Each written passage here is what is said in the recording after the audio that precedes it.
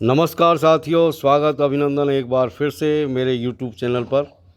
तो साथियों, मैं आपका दोस्त राजेश शर्मा हाजिर हूँ एक बार फिर से आपके सामने रहस्य और रोमांच से भरपूर एक अद्भुत और जादुई कहानी चंद्रकांता संतति खंड 1 भाग 3 का तीसरा बयान लेकर के। तो साथियों, आइए शुरू करते हैं तीसरा बयान। अय्यारों और थोड़े से लड़ाकों के सिवाय नाहर सिंह को साथ लिए हुए भीमसेन राजगढ़ी की तरफ रवाना हुआ। उसका साथी नाहर सिंह बेशक लड़ाई के फन में बहुत ही ज़बरदस्त था। उसे विश्वास था कि कोई अकेला आदमी लड़कर कभी मुझसे जीत नहीं सकता। भीमसेन भी अपने को ताकतवर और होशियार समझता था, मगर जब से लोभवश नाहर सिंह ने उसकी नौकरी कर ली और आजमाइश के तौर पर 2-4 दफ़े नाहर सिंह और भीमसेन से नकली लड़ाई हुई, तब से भीमसेन को मालूम हो गया कि नाहर सिंह के सामने वह एक बच्चे के बराबर है। नाहर सिंह लड़ाई के फन में जितना होशियार और ताकतवर था, उतना ही नेक और ईमानदार भी था। उसका ये प्रण करना बहुत ही मुनासिब था कि उसे जिस दिन जो कोई जीतेगा, वह उसी दिन से उसकी तावेदारी कबूल कर लेगा। ये लोग पहले राजगढ़ी में पहुँचे और एक गुप्त खो में डेरा डालने के बाद भीमसेन ने अय्यारों को वहाँ का हाल मालूम करने के लिए मुस्तैद किया। 2 ही दिन की कोशिश में अय्यारों ने कुल हाल वहाँ का मालूम कर लिया और भीमसेन ने जब ये सुना कि माधवी वहाँ मौजूद नहीं है, तब बिना छेड़छाड़ मचाए गयाजी की तरफ कूच किया। इस समय राजगृही को अपने कब्जे में कर लेना भीमसेन के लिए कोई बड़ी बात नहीं थी, मगर इस ख्याल से कि गयाजी में राजा वीरेंद्र सिंह की अमलदारी हो गई है, राजगृही दखल करने से कोई फ़ायदा नहीं होगा और वीरेंद्र सिंह के मुकाबले में लड़कर भी जीतना बहुत ही मुश्किल है। उसने राजगढ़ी का ख्याल छोड़ दिया। सिवाय इसके जाहिर होकर वह किसी तरह किशोरी को अपने कब्जे में कर भी नहीं सकता था। उसे लुक छिप कर पहले किशोरी ही पर सफाई का हाथ दिखाना मंजूर था। गयाजी के पास पहुंचते ही एक गुप्त और भयानक पहाड़ी में उन लोगों ने डेरा डाला और खबर लेने के लिए अय्यारों को रवाना किया। जिस तरह भीमसेन के अय्यार लोग घूम घूम कर टोह लिया करते थे, उसी तरह माधवी की सखी तिलोत्मा भी अपना काम साधने के लिए भेष बदलकर चारों तरफ घूमा करती थी। इत्तेफाक से भीमसेन के अय्यारों की मुलाकात तिलोत्मा से हो गई और बहुत जल्द माधवी की खबर भीमसेन को तथा भीमसेन की खबर माधवी को लग गई। भीमसेन के साथ जितने लड़ाके थे, उन सभी को खो में ही छोड़ सिर्फ भीमसेन और नाहर सिंह को माधवी ने उस मकान में बुला लिया जिसका हाल हम ऊपर लिख चुके हैं। आज किशोरी के घर में घुसकर आफत मचाने वाले यही भीमसेन और नाहर सिंह है। अपने अय्यारों की मदद से उस मकान के बगल वाले खंडर में घुसकर भीमसेन ने उस मकान में सेंध लगाई और उस सेंध की राय नाहर सिंह ने अंदर जाकर जो कुछ किया पाठकों को मालूम ही है। नाहर सिंह मकान के अंदर घुसकर उसी सेंध की राय किशोरी को लेकर बाहर निकल आया और उस बेचारी को ज़मीन पर गिराकर मालिक के हुक्म के मुताबिक उसे मार डालने पर मुस्तैद हुआ। मगर एक बेकसूर औरत पर इस तरह जुल्म करने का इरादा करते ही उस जवां मर्द का कलेजा दहल गया। वह किशोरी को ज़मीन पर रख दूर जा खड़ा हुआ और भीमसेन से, जो मुँह पर नकाब डाले उस जगह मौजूद था, बोला, लीजिए, इसके आगे जो कुछ करना है आप ही कीजिए। मेरी हिम्मत नहीं पड़ती, मगर मैं आपको भी। हाथ में खंजर लेकर भीमसेन फौरन बेचारी किशोरी की छाती पर, जो उस समय डर के मारे बेहोश थी, जा चढ़ा। साथ ही इसके किशोरी की बेहोशी भी जाती रही और उसने अपने को मौत के पंजे में फंसा हुआ पाया, जैसे कि हम ऊपर लिख करके आए हैं। भीमसेन ने खंजर उठाकर ज्यों ही किशोरी को मारना चाहा, पीछे से किसी ने उसकी कलाई थाम ली और खंजर लिए उसके मजबूत हाथ को बेबस कर दिया। भीमसेन ने फिरकर देखा तो एक साधु की सूरत नज़र पड़ी। वह किशोरी को छोड़ उठ खड़ा हुआ और उसी खंजर से उसने साधु पर वार किया। यह साधु वही है जो रामशिला पहाड़ी के सामने फल्गु नदी के बीच में भयानक टीले पर रहता था, जिसके पास मदद के लिए माधवी और तिलोत्मा का जाना और उन्हीं के पास देवी सिंह का पहुंचना भी हम लिख करके आए हैं। इस समय यह साधु इस बात पर मुस्तैद दिखाई देता है कि जिस तरह बने इन दुष्टों के हाथों से किशोरी को बचावे। चांदनी रात में दूर खड़ा नारसिंह यह तमाशा देखता रहा, मगर भीमसेन को साधु से ज़बरदस्त समझकर मदद के लिए पास न आया। भीमसेन के चलाए हुए खंजर ने साधु का कुछ भी नुकसान नहीं किया और उसने खंजर का वार बचाकर फुर्ती से भीमसेन के पीछे जा उसकी टांग पकड़कर इस ढंग से खींची कि भीमसेन किसी तरह संभल न सका और धम से ज़मीन पर गिर पड़ा। उसके गिरते ही साधु हट गया और बोला, उठ खड़ा हो और फिर आकर लड़। गुस्से में भरा हुआ भीमसेन उठ खड़ा हुआ और खंजर जमीन पर फेंक साधु से लिपट गया, क्योंकि वह कुश्ती के फन में अपने को बहुत होशियार समझता था। मगर साधु से कुछ पेश न गई। थोड़ी ही देर में साधु ने भीमसेन को सुस्त कर दिया और कहा, जा, मैं तुझे छोड़ देता हूँ। अगर अपनी ज़िंदगी चाहता है तो अभी यहाँ से भाग जा। भीमसेन हैरान होकर साधु का मुँह देखता रह गया, कुछ जवाब न दे सका। ज़मीन पर पड़ी हुई बेचारी किशोरी यह कैफियत देख रही थी, मगर डर के मारे न तो उससे उठा जाता था और न वह चिल्ला ही सकती थी। भीमसेन को इस तरह बेदम देखकर नारसिंह से न रहा गया। वह झपट कर साधु के पास आया और ललकार करके बोला, अगर बहादुरी का दावा रखता है तो इधर आ। मैं समझ गया कि तू साधु नहीं बल्कि मक्कार है। साधु महाशय नारसिंह से भी उलझने को तैयार हो गए, मगर ऐसी नौबत न आई, क्योंकि उसी समय ढूंढते हुए सेंध की राह से कुंवर इंद्रजीत सिंह और तारा सिंह भी खंडर में आ पहुँचे और उनके पीछे पीछे किन्नरी और कमला भी आ मौजूद हुई। कुंवर इंद्रजीत सिंह को देखते ही वे साधु राम तो हट गए और खंडर की दीवार फांद न मालूम कहाँ चले गए। उधर एक पेड़ के पास गड़े हुए अपने नेजे को नारसिंह ने उखाड़ लिया और उसी से इंद्रजीत सिंह का मुकाबला किया। उधर तारा सिंह ने उछलकर एक लात भीमसेन को ऐसी लगाई कि वह किसी तरह संभल न सका, तुरंत ज़मीन पर लौट गया। भीमसेन एक लात खाकर ज़मीन पर लौट जाने वाला न था, मगर साधु के साथ लड़कर वह बदहवास और सुस्त हो रहा था, इसलिए तारा सिंह की लात से संभल न सका। तारा सिंह ने भीमसेन की मुस्कें बांध ली और उसे एक किनारे रख के नाहर सिंह की लड़ाई का तमाशा देखने लगा। आधे घंटे तक नाहर सिंह और इंद्रजीत सिंह के बीच लड़ाई होती रही। इंद्रजीत सिंह की तलवार ने नाहर सिंह के नेजे को दो टुकड़े कर दिया और नाहर सिंह की ढाल पर बैठकर कुंवर इंद्रजीत सिंह की तलवार कब्जे से अलग हो गई। थोड़ी ही देर के लिए दोनों बहादुर ठहर गए। कुंवर इंद्रजीत सिंह की बहादुरी देख नाहर सिंह बहुत खुश हुआ और बोला, नाहर, शाबाश, तुम्हारे जैसा बहादुर मैंने आज तक नहीं देखा। इंद्र, ईश्वर की सृष्टि में एक से एक बढ़ के पड़े हैं, तुम्हारे या हमारे ऐसों की बात ही क्या है। नाहर, आपका कहना बहुत ठीक है। मेरा प्रण क्या है आप जानते हैं? इंद्र, कहिए। अगर नहीं जानता हूँ तो अब मालूम हो जाएगा। नाहर, मैंने प्रण किया है कि जो कोई लड़कर मुझे जीतेगा मैं उसकी ताबेदारी कबूल करूँगा। इंद्र, तुम्हारे ऐसे बहादुर का यह प्रण बेमुनासिब नहीं है। फिर आइए कुश्ती से निपटारा कर लिया जाए। नाहर, बहुत अच्छा, आइए। दोनों में कुश्ती होने लगी। थोड़ी ही देर में कुंवर इंद्रजीत सिंह ने नाहर सिंह को ज़मीन पर दे मारा और पूछा, कहो अब क्या इरादा है? नाहर, मैं ताबेदारी कबूल करता हूँ। इंद्रजीत सिंह उसकी छाती पर से उठ खड़े हुए और इधर उधर देखने लगे।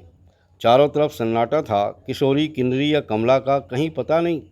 भीमसेन और उसके साथियों का भी अगर कोई वहाँ हो नामो निशान नहीं। यहाँ तक कि अपने अय्यार तारा सिंह की सूरत भी उन्हें दिखाई नहीं दी। इंद्र, ये क्या, चारों तरफ सन्नाटा क्यों छा गया? नाहर, ताज्जुब है। इसके पहले तो यहाँ कई आदमी थे, न मालूम वे सब कहाँ गए।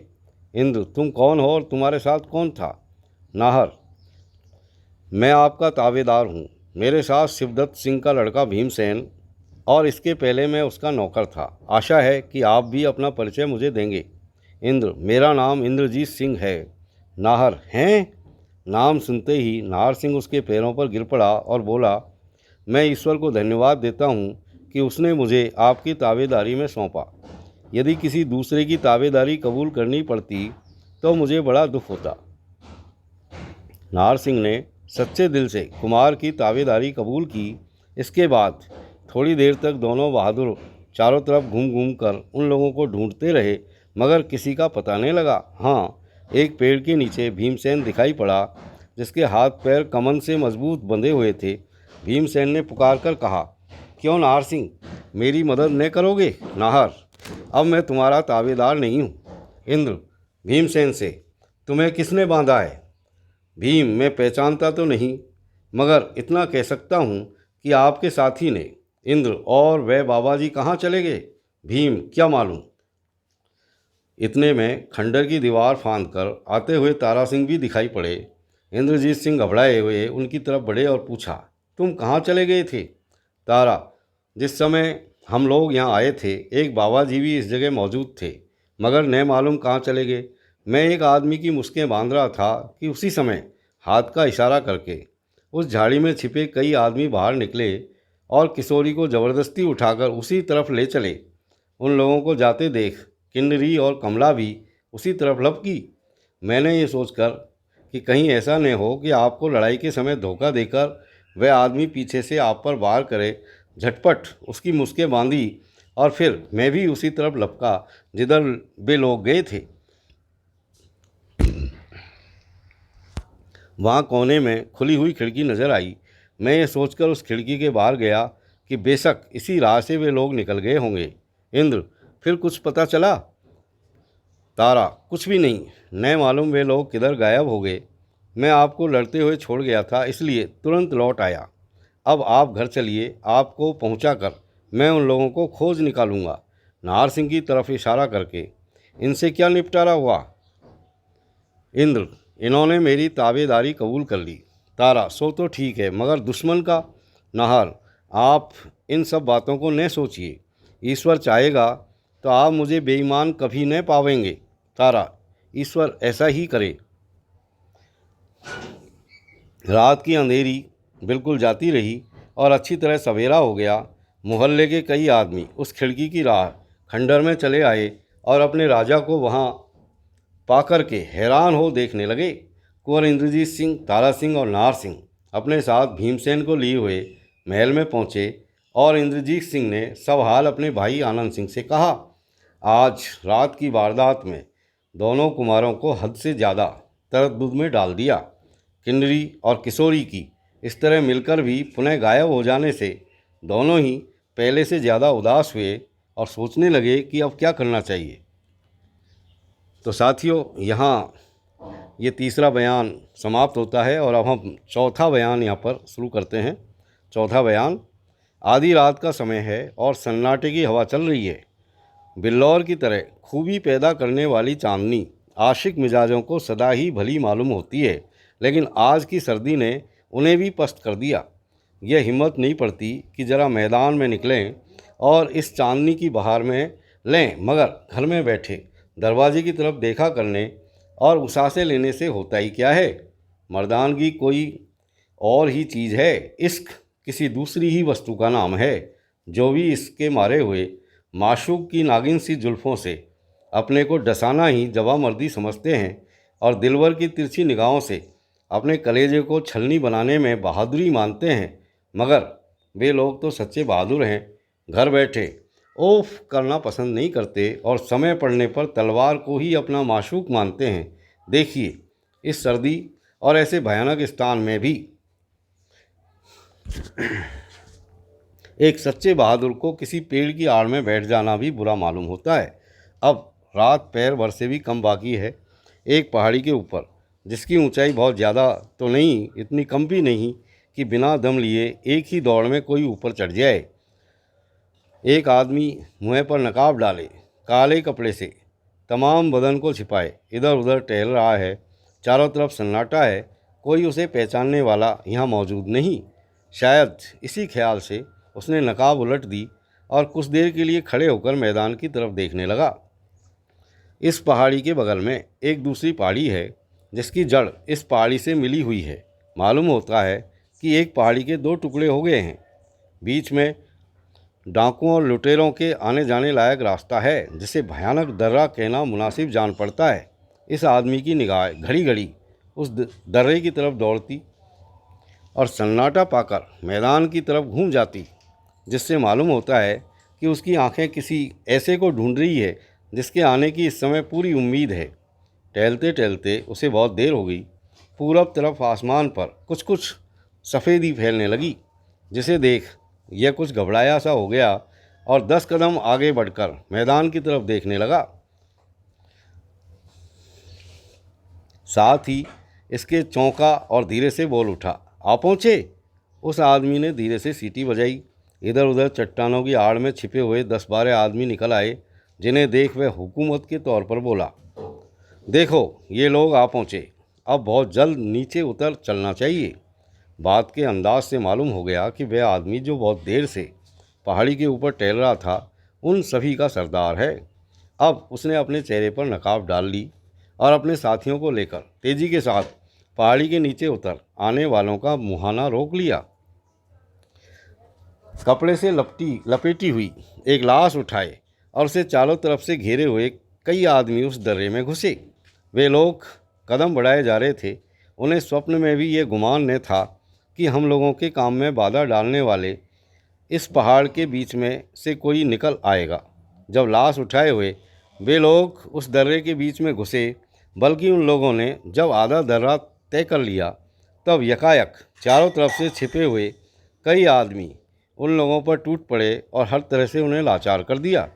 वे लोग किसी तरह भी लाश को न ले जा सके और 3-4 आदमियों के घायल होने तथा एक के मर जाने पर उसी जगह उस लाश को छोड़ आखिर सभी को भाग ही जाना पड़ा। दुश्मनों के भाग जाने पर उस सरदार ने, जो पहले ही से उस पहाड़ी पर मौजूद था जिसका जिक्र हम करके आए हैं, अपने साथियों को पुकार करके कहा, पीछा करने की कोई ज़रूरत नहीं, हमारा मतलब निकल गया, मगर ये देख लेना चाहिए कि यह किशोरी ही है या नहीं। एक ने बटुए में से मोमबत्ती निकालकर जलाई और उस लाश के मुंह पर से कपड़ा हटाकर देखने के बाद कहा, किशोरी ही तो है। सरदार ने किशोरी की नब्ज पर हाथ रखा और कहा, सरदार, ओफ, इसे बहुत तेज़ बेहोशी दी गई है, देखो तुम भी देख लो। एक, नब्ज देखकर बेशक बहुत ज़्यादा बेहोशी दी गई है, ऐसी हालत में अक्सर जान निकल जाती है। दूसरा, इसे कुछ कम करना चाहिए। सरदार ने अपने बटुए में से एक डिबिया निकाली तथा खोलकर किशोरी को सुंघाने के बाद फिर नब्ज पर हाथ रखा और कहा, बस इससे ज़्यादा बेहोशी कम करने से यह होश में आ जाएगी। चलो उठाओ, अब यहाँ ठहरना मुनासिब नहीं है। किशोरी को उठाकर वे लोग उसी दर्रे की राह घूमते हुए पहाड़ी के पार हो गए और न मालूम किस तरफ चले गए। इनके जाने के बाद उसी जगह जहाँ पर लड़ाई हुई थी छिपा हुआ एक आदमी बाहर निकला और चारों तरफ देखने लगा। जब वहाँ किसी को मौजूद न पाया तो धीरे से बोल उठा, मेरा पहले ही से यहाँ आ पहुँचना कैसा मुनासिब हुआ। मैं उन लोगों को खूब पहचानता हूँ जो लड़ भिड़कर बेचारी किशोरी को ले गए। खैर, क्या मुजायका है, मुझसे भागकर ये लोग कहाँ जाएंगे। मेरे लिए तो दोनों ही बराबर है। वे ले जाते तब भी उतनी ही मेहनत करनी पड़ती और ये लोग ले गए हैं तब भी उतनी ही मेहनत करनी पड़ेगी। खैर, हरी इच्छा, अब बाबा जी को ढूंढना चाहिए। उन्होंने भी इसी जगह मिलने का वादा किया था। इतना कहे वह आदमी चारों तरफ घूमने और बाबा जी को ढूंढने लगा।